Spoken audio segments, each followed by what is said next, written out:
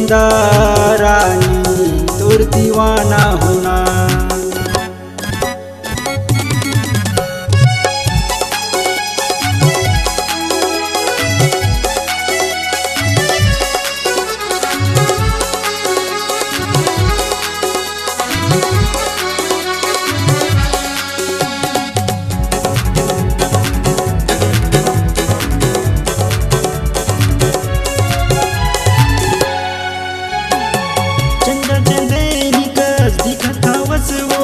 चेहरा तोर सुघरो मन मोर मुही डारिस वो नाक नथनी तोरो।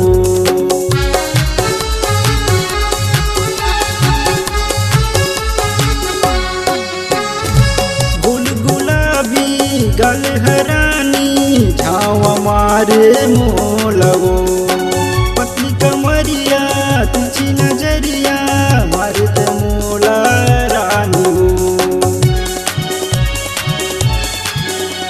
दीवाना हो रे दीवाना होना, दीवाना हो रे दीवाना होना।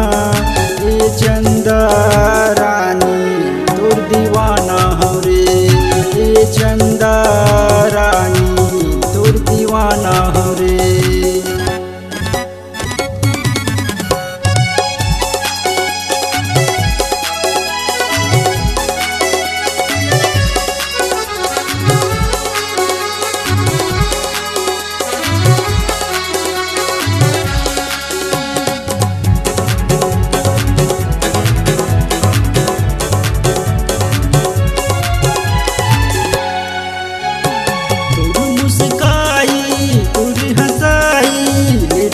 सुनुर जानो आखी है तो दिखत हवे वो भूरी भूरी नागिन कस।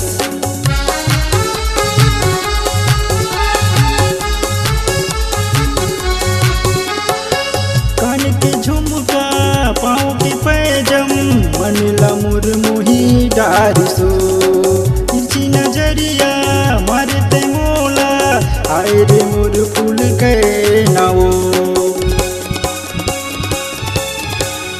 दीवाना हो रे दीवाना होना, दीवाना हो रे दीवाना होना।